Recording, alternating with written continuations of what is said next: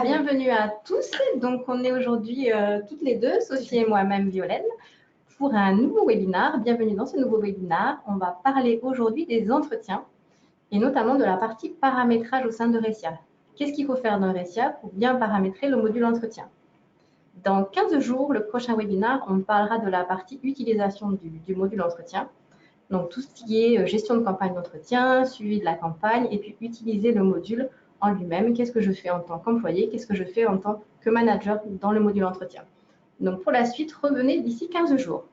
Aujourd'hui, c'est sur la partie paramétrage. Merci. Alors, le module entretien, il fait partie des modules talents que vous connaissez aujourd'hui. Il est ici sur cette petite slide. Alors, quand on parle d'entretien individuel au sein de l'entreprise, il y a beaucoup d'entretiens. Il y a différents types. On est d'accord que c'est toujours un entretien avec un salarié et son responsable ou son manager. C'est toujours un temps d'échange, que l'idée, c'est d'avoir un dialogue entre les deux personnes. On a rappelé ici les deux principaux entretiens, qui sont l'entretien pro et l'entretien annuel d'évaluation. Donc, ils ont tous deux des objectifs différents.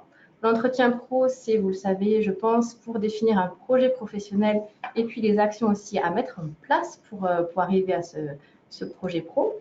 Et puis, l'entretien annuel d'évaluation, il sert bien évidemment à formaliser les résultats de l'année qui est passée et à définir les nouveaux objectifs pour l'année à venir. Okay. Ici, on a fait un petit focus sur l'entretien annuel et l'entretien pro. Alors, l'entretien annuel, on a dit, on évalue la performance, on évalue le niveau de compétence, on fixe les objectifs pour l'année qui va venir et éventuellement, parfois, on discute d'augmentation de salaire, de primes ou de variables. L'entretien annuel, il n'est pas obligatoire. En général, on le fait quand même tous les ans dans l'entreprise, mais ce n'est pas une obligation. Et c'est plutôt une pratique managériale et RH. Voilà, contrairement à l'entretien pro, qui lui est obligatoire. C'est une contrainte légale et vous devez le proposer à vos salariés tous les 2 ans. Et lors de l'entretien pro, on fait des choses un petit peu différentes puisqu'on parle des aspirations du collaborateur, de ses possibilités d'évolution et on évoque aussi les souhaits de formation pour se développer. Sur ces deux slides-là, on vous présente ici un petit peu de contenu. Donc, pour préparer ces entretiens, c'est bien d'avoir une trame, c'est bien d'avoir un questionnaire et de le préparer en avance. Ça permet aussi que le questionnaire soit harmonisé et qu'il soit le même pour tout le monde. Donc, si vous êtes un petit peu en panne en termes de contenu, on vous a remis ici des exemples de contenu que vous pouvez intégrer dans ces deux types d'entretiens, que ce soit l'entretien annuel ou l'entretien pro. Ce ne sont que des exemples, évidemment, mais ça vous permet de commencer à travailler, à travailler votre trame et à proposer une trame si vous n'en avez pas. On vous laissera du coup l'accès au PPT, vous pourrez le regarder aussi. Alors, dans Ressia, on peut paramétrer tous les types d'entretiens qu'on veut. On peut évidemment, bien sûr, paramétrer l'entretien annuel, l'entretien pro dont on vient de parler, mais on peut paramétrer d'autres choses. On pourrait paramétrer des entretiens de retour de longue absence ou des rapports d'étonnement. On peut faire pas mal de choses. Là, vous êtes tout à fait libre pour paramétrer des choses un peu différentes et qui correspondent à vos besoins. Cependant, dans Ressia, il y a différentes étapes. Il y a un process qui sous-tend ce module entretien et c'est ce qu'on vous montre ici à l'écran pour que vous compreniez comment ça fonctionne dans Ressia. Donc, on a dans Ressia, en général, un collaborateur et un manager ou un responsable. Tous les deux peuvent préparer l'entretien. On peut préparer l'entretien dans Ressia. Donc, on a la trame de l'entretien dans Ressia et on peut venir commencer à la compléter, à la préparer. Ce n'est pas une étape qui est obligatoire, mais elle est tout à fait possible dans Ressia. Une fois que l'entretien est préparé, on se voit pour l'entretien. L'entretien a lieu en face à face. C'est ensuite, du coup, le manager qui va venir saisir l'entretien. Il va venir saisir le compte-rendu de l'entretien dans Ressia. C'est ce qu'on appelle, nous, la synthèse. Ça s'appelle la synthèse dans Ressia. Il va venir valider ce compte-rendu. Ce compte-rendu est ensuite envoyé au collaborateur qui va venir le relire, qui peut le valider ou éventuellement le refuser. S'il le valide, le compte-rendu est donc validé. Si vous avez prévu un autre niveau de validation, par exemple le DRH ou le DG ou une autre personne qui va valider, on peut envoyer ce compte-rendu d'entretien à un autre niveau de validation. Cette personne va venir alors le valider également et ça sera la fin de l'étape ou éventuellement une quatrième personne qui viendrait le valider. Si le collaborateur refuse de valider l'entretien, le compte-rendu de l'entretien, ça repart vers son manager qui va devoir corriger ce qui ne correspond pas à l'échange qu'ils ont eu tous les deux et puis le renvoyer à son collaborateur. Voilà, donc ça c'est le process qui existe dans Eurecia et qui va sous-tendre du coup l'utilisation du module et tout le paramétrage que vous allez faire ensuite. Alors aujourd'hui, on va vous parler de 4 points principaux sur lesquels il faut que vous portiez votre attention au niveau du paramétrage. Il y a d'abord à paramétrer les droits du module talent. Sophie va vous expliquer tout ça en détail ensuite. Puis, il faut que vous regardiez les types d'entretien. Donc, je vous ai dit tout à l'heure, on peut définir différents types d'entretien. Entretien pro, entretien annuel, entretien suite à longue absence. Ce que vous avez besoin, vous pouvez le paramétrer dans Eurecia. Il faut ensuite que vous regardiez tout ce qui est circuit de validation et visibilité. Donc, circuit de validation, ça va être qui fait passer l'entretien, le manager, le RH, et qui va valider l'entretien. Est-ce que c'est le manager au premier niveau, puis le RH au troisième niveau? Tout ça, c'est votre circuit de validation. Vous allez aussi pouvoir le paramétrer. Et enfin, les visibilités, c'est lié aussi au circuit de validation. Est-ce que j'ai un rôle de collaborateur ou est-ce que j'ai un rôle de manager? Et ça, du coup, on a des visibilités différentes sur ce module entretien. Sophie va aussi vous expliquer comment on peut partager sa préparation et ses objectifs, puisqu'il y a des visibilités qui sont liées à ça. Elle va revenir en détail sur ça. Et puis enfin, en dernier, il faut que vous paramétriez vos trames d'entretien, donc le questionnaire en tant que tel. Vous allez paramétrer vos thèmes et les questions dans chaque thème. Voilà, donc ça, ce sont tous les éléments que vous aurez à paramétrer dans Eurecia afin de l'utiliser de façon optimum. Et Sophie va vous montrer comment paramétrer tous ces éléments dès maintenant. Je lui laisse la main. C'est parti. J'en profite pour vous dire que si vous avez des questions, n'hésitez pas à les mettre dans la zone de chat. Oui, on y répondra si on a un petit peu de temps à la fin. Si on n'a pas de temps, on vous répondra de façon individualisée dans tous les cas. Donc, n'hésitez pas à poser vos questions. Donc, au niveau du paramétrage, donc on va commencer par ce qu'on disait, les droits d'accès au module talent. Il faut savoir que dans Eurecia, les modules talent ont un traitement un petit peu différent des modules administratifs. Vous allez aller dans votre espace admin, dans les modules talent et droits module talent. Dans ces droits modules talent, vous allez pouvoir définir qui est administrateur, qui est manager et qui est collaborateur. L'administrateur aura un rôle important car c'est lui qui va définir les jeux de questions. C'est lui qui va pouvoir modifier, créer des trames d'entretien et voir également avoir une visibilité sur tous les entretiens. Les managers, eux, vont avoir un rôle pour faire passer l'entretien à leurs subordonnés et pouvoir, vous allez voir une nouvelle fonctionnalité, pouvoir créer leur propre campagne sans toucher encore une fois au jeu de questions. Et bien sûr, les derniers niveaux, ce sont les collaborateurs qui, eux, vont avoir accès au module entretien et bien pour préparer leur entretien et partager potentiellement cette préparation avec leur manager et récupérer leur entretien une fois qu'il sera terminé. Donc, pour mettre ces personnes au bon endroit, vous allez appuyer sur « Ouvrir des accès ». Le système va vous proposer… Alors, oui, pardon, je vais en supprimer un, hop, sinon ça ne va pas fonctionner. Le système va vous proposer les gens qui ne sont pas encore attachés à un des 3 profils et vous allez pouvoir tout simplement le basculer ici dans la bonne catégorie. Alors, si vous vous êtes trompé, vous avez la petite poubelle ici pour retirer la personne d'un niveau et la glisser dans un autre, sachant qu'une personne ne peut pas être dans 2 niveaux simultanés. Donc ça, ce sont les droits modules accès talent. Vous avez ensuite, comme on disait, les types de campagnes à paramétrer et les visibilités au niveau de la préparation. Donc ça se fait encore une fois dans votre espace administrateur et ce sont dans le module entretien que vous allez trouver ça. Ici, vous allez retrouver donc les types de campagnes. Vous allez pouvoir indiquer… alors, on a une première question. Une personne ne peut pas être administrateur et collaborateur? Si, bien sûr. En fait, c'est juste que l'administrateur va avoir visibilité sur les questions et modifier les trames, mais il aura bien sûr un encadré pour lui en tant que standard pour passer son propre entretien avec son responsable. Donc, ça lui donne, en fait, un administrateur est toujours un collaborateur, mais avec des droits supplémentaires. Le même principe que les profils utilisateurs dans Eurecia. D'accord. Ok. Donc, dans l'entretien, est-ce que c'est clair pour vous du coup? Ça va? Donc, dans les types de campagne, je reviens dans mes types de campagne, je vais pouvoir créer différents types de campagnes. Ici, nous en avons déjà quelques-unes, mais je suis libre, bien sûr, d'ajouter un type de campagne ici, en cliquant sur le bouton. Je définis un nom, donc le nom de ma campagne, que ça pourrait être l'entretien professionnel, un entretien pour ne peut pas être collaborateur. Comment ça se passe pour son propre entretien? Alors, on va y venir après. Alors, ouais, on va vous le montrer après, du coup, sur cette partie-là. Ça rejoint la question de Clara tout à l'heure. On va vous le montrer. C'est exactement la même chose. C'est la même idée derrière. Le manager va avoir accès à son propre entretien en tant que collaborateur pour le passer, bien sûr, avec son manager. On crée son type de campagne avec le nom de sa campagne et on va définir si c'est un entretien qui contient des objectifs ou qui n'a pas d'objectifs. On peut faire la distinction dans Eurecia. Et nous avons une nouvelle fonctionnalité qui permet de dire si un manager a le droit de créer lui-même son type de campagne en autonomie. Ça va être valable si vous avez peut-être des entretiens en service que les managers font régulièrement.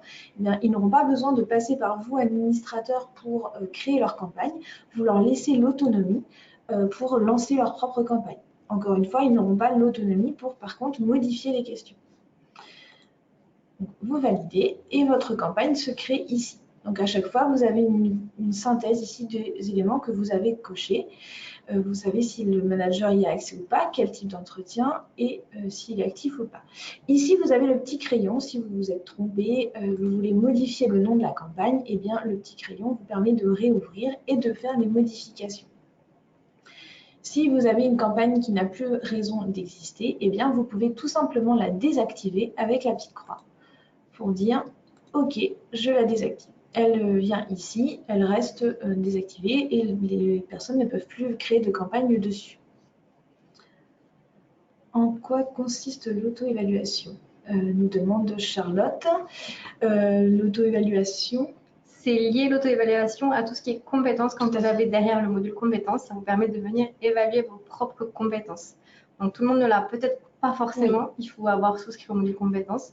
Et ça permet d'avoir un temps d'échange dans l'entretien, de venir évaluer ses compétences et de dire que pour mon poste, je dois avoir telle et telle compétence avec ce niveau-là qui est requis et que moi, personnellement, ben, j'ai ce niveau sur telle compétence. Donc, c'est pour faire une évaluation des compétences et on peut faire une auto-évaluation de ces compétences avant de passer l'entretien. Ça permet en fait de préparer en fait cette évaluation. C'est une préparation de l'évaluation des compétences. Donc ça, c'est pas forcément quelque chose qui concerne tout le monde puisqu'il faut avoir le module compétences. Tout à fait. Voilà. Une chose que j'ai oublié de préciser, pardon, pour les droits modules talent, il faut que ça corresponde avec vos fiches salariés. Les personnes que vous allez indiquer manager ici, il faut bien que dans vos fiches salariés, vous les ayez indiquées comme manager en profil utilisateur et surtout, du moins qu'ils aient un profil non standard et que surtout ils soient manager ici au niveau des personnes. C'est bien ce manager qui va, le manager qui est indiqué ici, qui va faire passer l'entretien. Au cas où vous ayez des salariés qui ont plusieurs managers, quand vous allez créer la campagne, eh bien, il va y avoir autant d'entretiens que de managers. Donc, soyez bien vigilants aux managers que vous mettez ici. C'est eux qui vont faire passer les entretiens. Ouais, donc ça, c'est très important. Donc, faites un petit tour avant de lancer votre campagne pour vérifier que les managers soient bien indiqués, que c'est le bon manager du bon collaborateur qui fera passer l'entretien. Donc, on vous conseille d'aller faire un petit tour avant de lancer votre campagne pour être sûr que ce soit correctement indiqué sur la fiche salariée des collaborateurs. Tout à fait. Pour rappel, dans la fiche salariée, c'est l'information que vous trouvez ici dans l'onglet « Emploi ». Vous avez l'encadré qui est en bas ici, manager. Donc là, dans notre exemple, c'est John qui fera passer l'entretien à Julie. Tout à fait. Voilà. Donc ça, c'est pour tout ce qui est vraiment préparation pour donner des droits à chacun et des types de campagnes. Vous avez, dernier élément dans l'espace administrateur entretien, vous allez pouvoir configurer des droits et le circuit de validation. Les configurations des droits, c'est-à-dire est-ce que j'autorise mon salarié à partager sa préparation? Est-ce que j'autorise le manager à partager sa préparation? Et s'il le publie, est-ce que j'autorise l'un et l'autre de visualiser cette préparation? Donc, si vous faites ceci si vous autorisez à publier sans visualiser, c'est un petit peu incohérent. Enfin, le système ne vous bloque pas, mais ce n'est pas cohérent. Il n'y a pas besoin de publier si vous ne visualisez pas. Donc, il faut bien cocher les deux, visualiser et publier, si vous voulez que ce soit actif. Et une fois que vous avez paramétré cette partie-là, ça donne simplement le droit aux collaborateurs et aux managers de venir partager la préparation. Ce n'est pas une obligation. Ce n'est pas parce que vous avez coché que ça sera automatiquement partagé. Il faut que le collaborateur et le manager viennent faire sa démarche de clique sur le bouton partager le questionnaire pour que ce soit visible ou du côté collaborateur ou du côté manager. Ça leur donne juste la possibilité de le faire. Pour votre question, Chloé, peut-on modifier le contenu des trames? Bien sûr, c'est la dernière étape, on va le voir juste après. Je finis sur le circuit de validation. Donc, certaines entreprises aiment que leurs salariés partagent la publication avec leur manager pour que le manager puisse anticiper un petit peu certains points peut-être bloquants. Ce n'est pas du tout une obligation et encore une fois, c'est pas parce qu'on met publier ici que le salarié va obligatoirement publier. C'est une action vraiment volontaire de sa part de dire je partage ma préparation avec mon manager. On ne peut pas la rendre obligatoire. C'est là pour répondre à Jessica. Et ensuite, le circuit de validation. Donc, le circuit de validation, il est un petit peu à part des circuits de validation administratifs habituels. Vous allez définir ici qui va valider l'entretien. Donc, le premier niveau, c'est forcément le responsable. Le responsable a toujours vocation à valider l'entretien. Et vous allez pouvoir ajouter des signataires supplémentaires. Donc, généralement, on rajoute le collaborateur pour qu'il puisse valider qu'il est d'accord avec la synthèse. Et vous pouvez, comme disait Violaine tout à l'heure, ajouter une troisième personne, une personne nommée dans la liste des utilisateurs qui pourrait être la DRH ou le DG. Voilà, quelqu'un qui aurait besoin de valider à un autre niveau l'entretien. Alors, pourquoi ici il n'est pas mentionné que c'est la préparation uniquement qui est concernée? Alors, effectivement, peut-être que le libellé n'est pas clair, mais nous vous confirmons que c'est bien la préparation. C'est bien la préparation qui est ici. Même si c'est effectivement pas noté comme ça, c'est bien de ça dont il s'agit. Tout à fait. Peut-on ajouter un manager N+2 je crois. Alors, on peut ajouter une personne qui est nommée. Donc, si le manager N+2 est le même pour tout le monde, oui, on peut l'ajouter. Si j'ai un manager N+2 différent selon les services, non, ça va être plus compliqué puisque là, vous voyez, il faut que je nomme quelqu'un. Oui, tout à fait. Donc, ça marche très bien si on veut faire une validation d'une personne en particulier, la RH qui validerait tous les entretiens ou le DG. Si mon manager N+2 est le même pour tout le monde, ça peut marcher. Par contre, si j'ai des managers N+2 secteur par secteur ou département par département, on va avoir plus de mal à le paramétrer comme ça. Tout à fait. Si vous voulez retirer des signataires, bien sûr, vous pouvez cliquer ici sur la petite poubelle pour dire j'enlève cette personne. Voilà pour les grandes lignes de je fais le circuit de validation, mes visibilités de publication, etc. Maintenant, on va effectivement créer la trame de l'entretien, le jeu de questions. Donc ça se passe plus dans l'espace administrateur, ça se passe dans mon module entretien. Je vais aller dans campagne d'entretien, ici. Et je vais pouvoir définir mon jeu de questions. Ici, vous avez un petit texte, vous allez le dérouler. Hop, pardon. Dans une trame d'entretien, vous avez des grands thèmes. Ce sont les grands points, introduction, bilan, formation. Donc, ce sont vraiment les grands titres de votre entretien. Vous allez pouvoir en créer de cette manière. Donc, vous ajoutez un thème. Quand vous ajoutez un thème, vous lui donnez un nom et vous allez devoir lui dire dans quel ordre d'affichage je le veux. Donc, c'est vous qui définissez, on le voit ici un petit peu en grisé derrière, c'est vous qui définissez l'ordre d'apparition des thèmes. Donc, si je mets ici, je ne sais pas, 19, hop, je crée. Et donc, mon thème va se mettre à la suite. Bon, j'en ai déjà créé un autre. Petite pratique, nous, on vous conseille de sauter à chaque fois un pas. Comme ça, si vous avez oublié un thème ou que vous voulez en incorporer un entre deux thèmes, eh bien, vous pouvez le glisser facilement. Après, vous pouvez très bien mettre 1, 2, 3, 4, 5, 6, il n'y a pas de souci. Voilà, les thèmes, pour chaque thème, vous allez pouvoir dire si ce thème, il concerne les deux parties. Est-ce que ça concerne le manager et le collaborateur ou est-ce que c'est un thème qui ne concerne que le collaborateur ou que le responsable? Dans ces cas-là, vous pouvez choisir ici les personnes concernées. Ici, on voit qu'il y a une petite poubelle qui apparaît, c'est si vous voulez supprimer un thème. Alors, vous ne pouvez pas supprimer un thème si celui-ci est rattaché à des questions. Là, mes deux thèmes ne sont pas rattachés à des questions, donc je peux les supprimer. Donc ça, ce sont mes grands titres. Maintenant, dans ces grands titres, dans ces grands thèmes, je vais ajouter bien sûr des questions. Donc c'est ce qui se passe ici. Vous allez pouvoir ajouter une question ici, choisir le thème concerné. Donc je veux ajouter une question dans mon thème. Donc, je vais mettre question. Je mets. Et je vais également me donner un ordre d'affichage. Donc dans chaque thème, vous allez définir dans quel ordre vont apparaître mes questions. Est-ce que c'est la question 1, 2, 3, etc. Vous allez également pouvoir donner deux types de réponses, deux ou trois. D'abord une réponse libre, donc ça sera un champ de texte libre que vous pourrez mettre en commentaire, etc. Ou alors une réponse de type choix multiple. Donc dans le choix multiple, vous avez soit une liste de choix avec un choix unique, soit une liste de choix avec un choix multiple. Quand vous voulez créer une liste, donc je vais pouvoir créer ma liste et mettre le choix qu'il a possible. Est-ce que c'est oui, non, peut-être, par exemple. Et je vais dire qu'il doit répondre au moins un de ces choix et pas plusieurs choix. Alors, si je comprends bien, il y a déjà des questions proposées dans le RSA. On ne peut pas partir d'une liste blanche. Alors, bien sûr que si. Hein, là, on vous montre ça parce qu'il y avait déjà une trame de paramétrer. Mais vous pouvez tout à fait, si vous n'avez jamais fait d'entretien, on vous demande au préalable, quand vous faites l'installation de ce module, on vous demande votre trame à vous et on vous la paramètre. Et sinon, bien sûr, vous pouvez le faire vous-même a posteriori si vous avez une nouvelle trame à faire. Donc, vous créez votre liste et vous validez. Quand vous créez une liste, celle-ci s'historise ici. C'est-à-dire que vous allez pouvoir la retrouver pour une autre question. Si vous avez une liste qui apparaît souvent, eh bien vous allez pouvoir.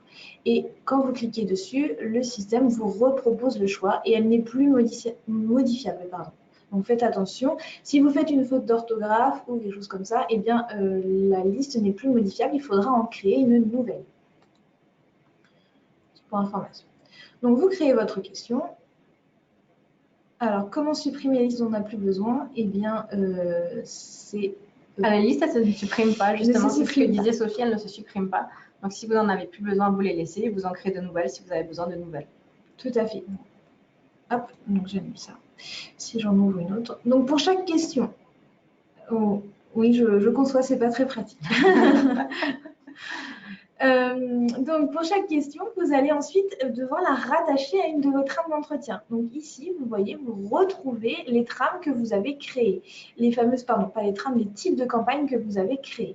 Donc, pour chaque question, vous allez dire, ben, moi, je veux que cette question apparaisse dans mon entretien annuel d'évaluation, entretien professionnel, ou dans un seul de ces questionnaires, etc., etc. Donc, c'est vraiment vous qui définissez dans quelle trame, dans quel type de campagne cette question apparaît.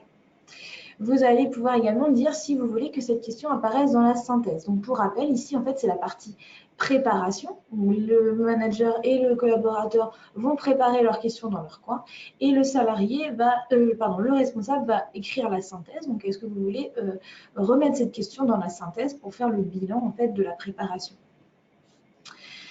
Donc, généralement, on les fait apparaître, enfin ça c'est vous qui choisissez. Vous allez pouvoir également dire si cette question concerne plus le responsable que le collaborateur. Donc, comme on disait tout à l'heure, dans le thème, vous pouvez définir que c'est un thème qui va concerner les deux parties, mais dans ce thème, peut-être qu'il y a une question en particulier qui va concerner le responsable et les autres le collaborateur. Donc là, vous avez la possibilité pour chaque question de définir si ça va être seulement une question pour le responsable ou seulement une question pour le collaborateur. Pour les thèmes où vous aurez indiqué que c'est que pour un seul des deux parties, eh bien vous voyez, le système en fait vous met directement la personne concernée.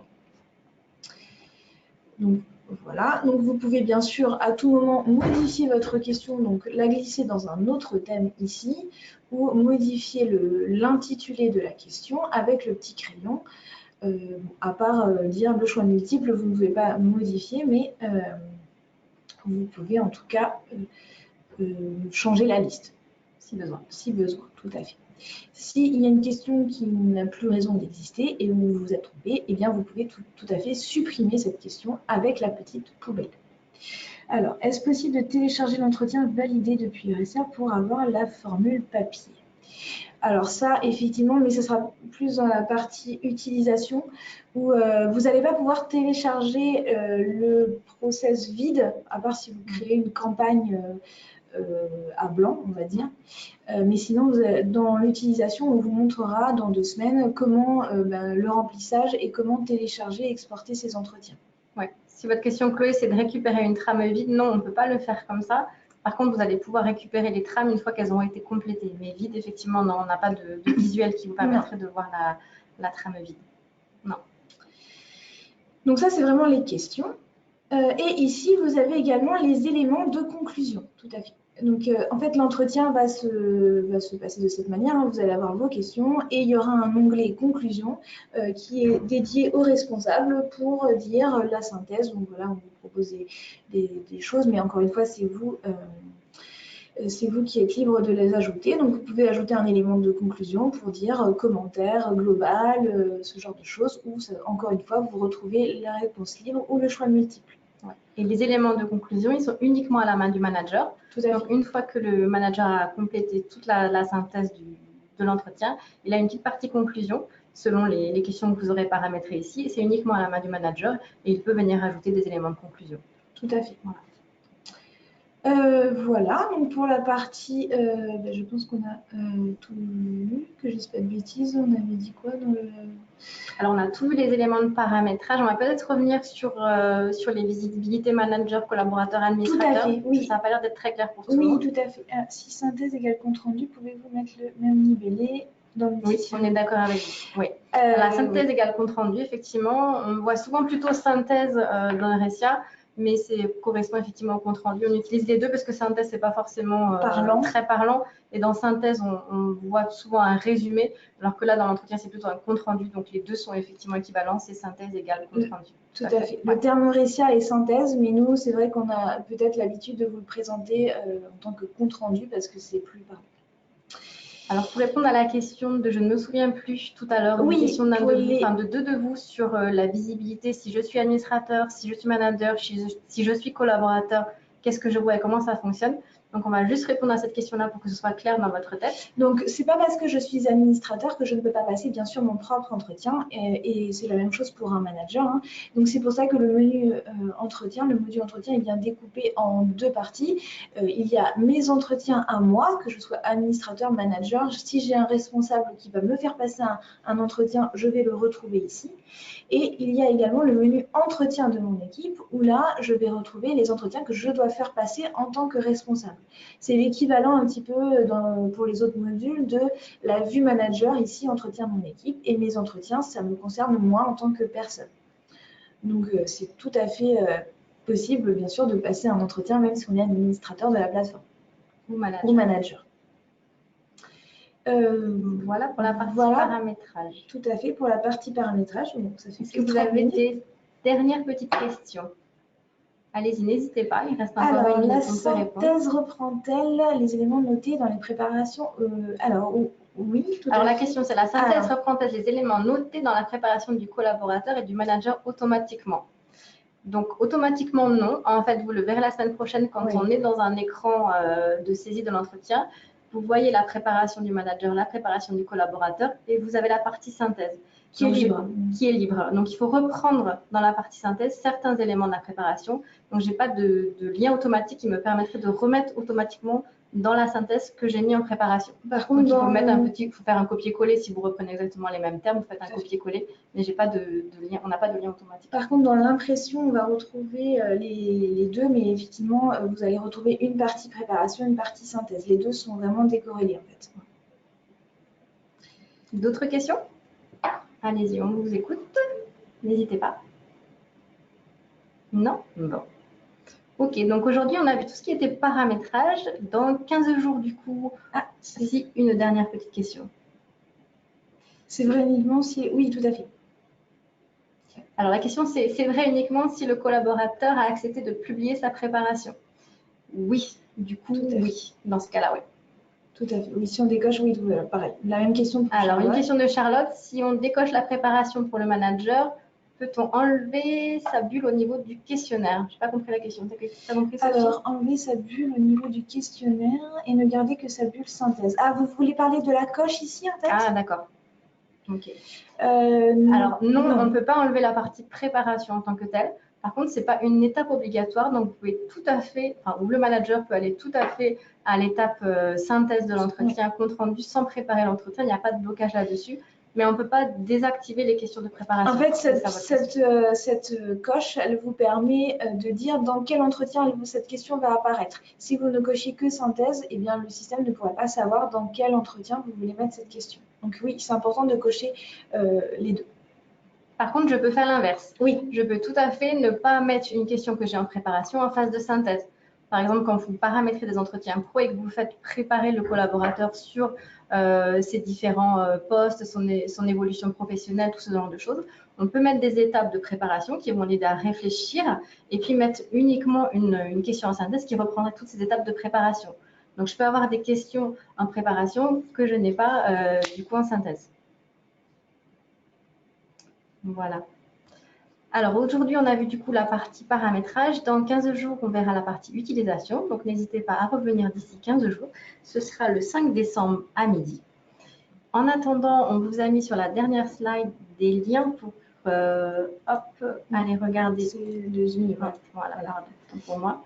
La dernière petite slide de la présentation, on vous a mis les liens directs pour chercher un petit peu plus d'informations si vous en avez besoin. Vous retrouvez le centre d'aide de Recia, ici en lien direct. Il y a aussi la session de e-learning, n'hésitez pas à aller la regarder, c'est assez bien fait. Ou à la donner à des collaborateurs qui seraient arrivés récemment. Et puis, on vous a remis ici le numéro de téléphone et le mail du support de Recia qui sont à votre disposition tous les jours pour répondre à vos questions. Et puis, pour toute demande commerciale, ce sera vers les CSM qu'il faut se tourner. On vous a mis ici aussi leur adresse mail générique. Voilà. Donc, j'espère que tout a été plus clair pour vous. Et puis, nous vous souhaitons une bonne journée. Ah, vous dites que c'est un peu tard. Oui, je sais bien, mais donc oui, Charlotte trouve que c'est un peu tard le 5 décembre pour parler de l'utilisation. Alors, n'hésitez pas à revenir sur les webinaires en replay, puisqu'il y a un webinaire sur les entretiens qui a été fait l'année dernière au même moment, en novembre, et qui est toujours disponible. Donc, n'hésitez pas à aller le voir. Il n'y a pas grand-chose qui a évolué. Enfin, s'il y a des petites choses qui ont évolué, mais sur l'utilisation globale, je dirais, il n'y a pas d'énormes changements. Donc, n'hésitez pas à aller revoir le webinaire de l'année dernière. Ça vous aidera sur cette partie utilisation. Voilà, merci à tous pour votre participation. Bon appétit. Et à très bientôt. Au revoir.